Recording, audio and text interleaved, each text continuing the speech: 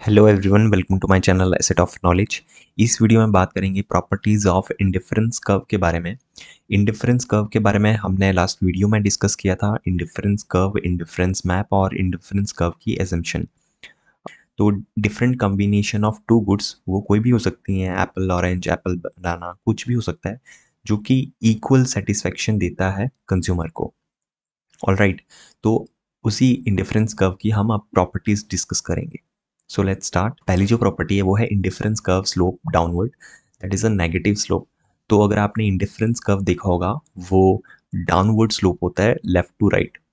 इस तरह से हमारा वो इंडिफरेंस कर्व का स्लोप होता है, लेफ्ट टू राइट जाता है, नेगेटिव होता है।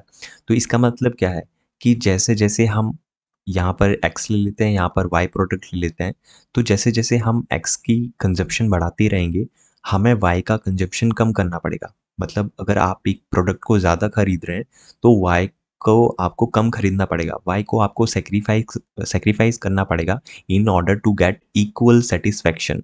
ऑलराइट, तो यहाँ पर मैंने एक एग्जांपल लिए, उसे एक बार देख लेते हैं।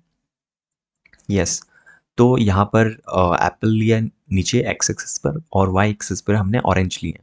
तो आप देखें, इस लेवल पे देखें और इस लेवल पे देखें और इस लेवल पे देखें। तो जैसे जैसे हम एप्पल्स का कंजप्शन बढ़ाते जा रहे हैं यहाँ पर, तो आप देखेंगे ऑरेंज का जो कंजप्शन है वो कम होता जा रहा है। पहले इतना था, फिर इतना हो गया, फिर और कम हो गया। राइट, तो जैसे जैसे हम एप्पल का कंजप्शन या एक्स प्रोडक्ट का कंजप्शन बढ़ाते रहेंगे, हमें वाई को सेक्रीफाई करना पड़ेगा in order to get equal satisfaction. अब यहाँ पर नेक्स्ट क्वेश्चन ये आ सकता है कि हम एप्पल और ऑरेंज को दोनों को क्यों नहीं कंज्यूम करते ज़्यादा ज़्यादा, कि इसको भी हम ज़्यादा कंज्यूम करें और इसको भी हम ज़्यादा कंज्यूम करें। एक बार इस एजम्पशन को हम देख लेते हैं, अगर ये क्वेश्चन आ रहा है तो। लेट्स से मैं इसको एक बार यहाँ इसको, इसकी क्वांटिटी को मैं इक्वल कर लेता हूँ।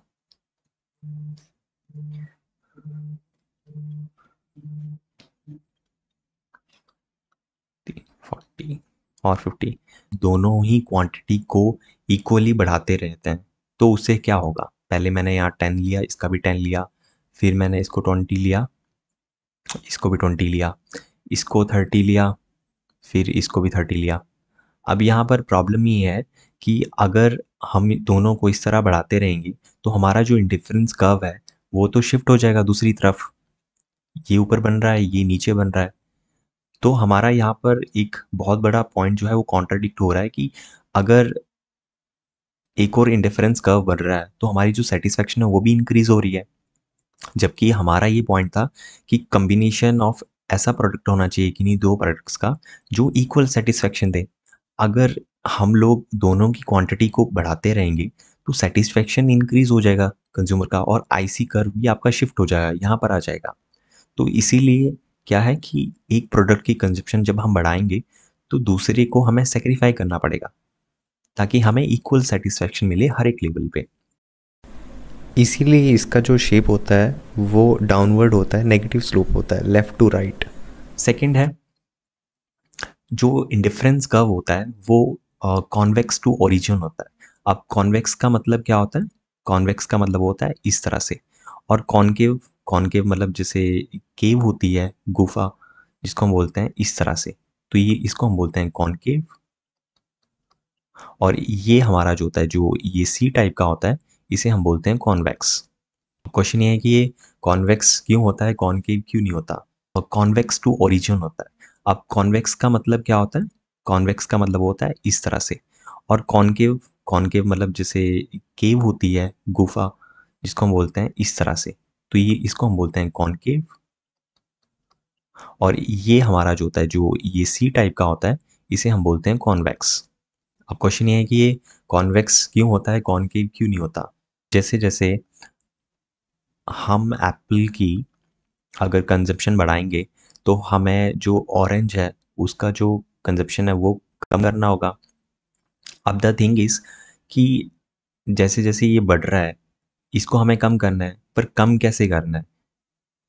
कि पहले लेट्स से हमने 10 किया, फिर हमने 7 किया, फिर 5 किया, फिर 3 किया, इस तरह से हमें कम करना है। तो आप देख रहे हैं यहाँ पर, पहले यहाँ पर 3 का डिफरेंस था, 3 से कम हुआ, फिर ये 2 से कम हुआ, फिर ये फिर से 2 से कम हुआ। तो ये जो रेट है ना, ये जो रेट है, इसकी वजह से ये कॉन्वेक्स टू ओरिजिन बन रहा है कर्व। वो कैसे बन रहा है वो मैं आपको बताता हूँ, और इसके पीछे जो diminishing marginal rate of substitution का उसका इफेक्ट यहाँ पर शो हो रहा है।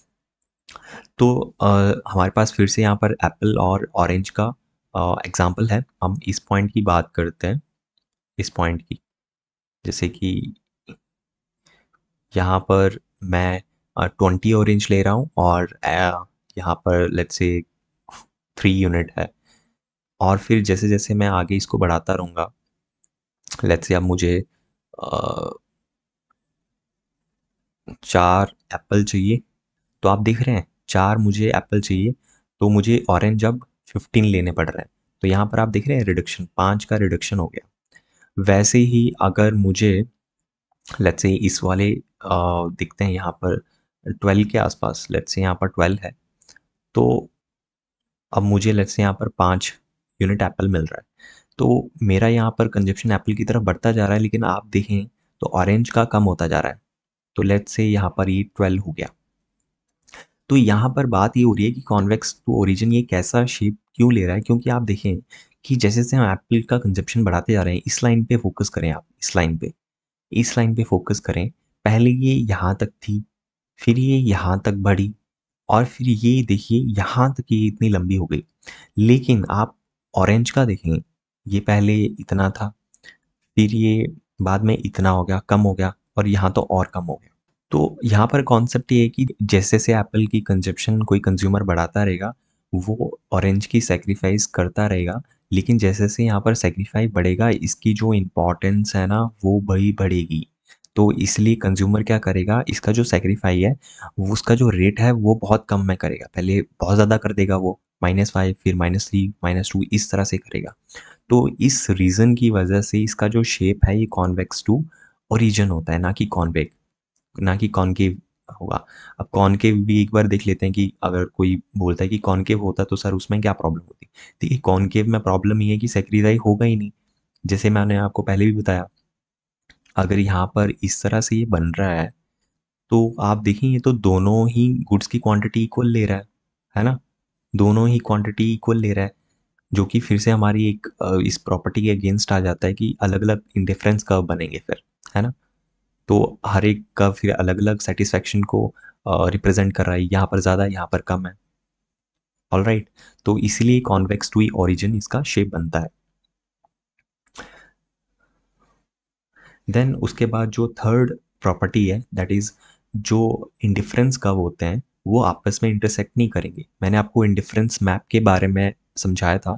इंडिफरेंस मैप जहाँ 2 या 2 से ज़्यादा इंडिफरेंस कर्व हमारे बनते हैं, उन्हें हम इंडिफरेंस मैप कहते हैं। ऑलराइट, तो यहाँ पर ये एजम्पशन कह रहा है कि कोई भी 2 डिफरेंस कर्व आपस में इंटरसेक्ट नहीं करेंगे। लेट्स से ये पॉइंट ए है, यहाँ बी और सी, वो दोनों में आपस में इंटरसेक्ट नहीं करेंगे, ये हमेशा ही पैरेलल रहेंगे, इस तरह से रहेंगे, इस तरह से आपस में एक दूसरे को काटेंगे नहीं। अब ये क्या लॉजिक है और ऐसा ये क्यों बोल रहा है? हर एक जो इंडिफरेंस कर्व होता है वो एक सेटिस्फेक्शन को रिप्रेजेंट करता है। अब यहाँ पर देखें ये सबसे हाई पर है, मैं इसको IC1 कह देता हूँ, ये IC2 हो गया और IC3।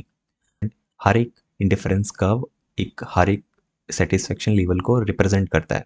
तो ये देखिए ये सबसे हाई पर है तो ये इसका सबसे ज़्यादा है सेटिस्फेक्शन, ये मिड में है तो इसका कम है, और सबसे कम इसमें है। ठीक है, अब यहाँ पर ये प्रिंसिपल कह रहा है कि ये दोनों इंटरसेक्ट नहीं करेंगे। क्यों नहीं करेंगे? अब देखिए यहाँ पॉइंट ए है, ये बी है और ये सी है। मैं मान लेता हूँ इसको IC1 और ये है IC2। अब पॉइंट ए में देखें हम और पॉइंट बी में देखें, पॉइंट बी, तो हमने जो पढ़ा था कि जो इंडिफरेंस का में जितने भी पॉइंट्स होते हैं, कोई भी कॉम्बिनेशन होता है वो आपको इक्वल सेटिस्फेक्शन देता है। तो ये तो IC1 पर है, इस वाले की मैं बात कर रहा हूँ, पहले इस वाले पे आप फोकस करिए। ठीक है, तो हम ये कह सकते हैं कि A इक्वल टू बी, मतलब अगर आप A कॉम्बिनेशन लें या B, आपको सेम लेवल का सेटिस्फेक्शन मिलेगा, नो प्रॉब्लम। ठीक है, अब देखिए IC2 में देखिए आप, ये वाला देखिए, अब इसमें भी ए पॉइंट कॉमन है, तो हम ये कहेंगे कि IC2 में जो सेटिस्फेक्शन ए में है वो बी में भी, वो सी में भी है, ए इक्वल टू सी, है ना, कह सकते हैं हम ऐसे। अब जब हमने ये इक्वेशन बना ली ए इक्वल टू बी और ए इक्वल टू सी, तो क्या हम ये भी तो कह सकते हैं बी इक्वल टू सी।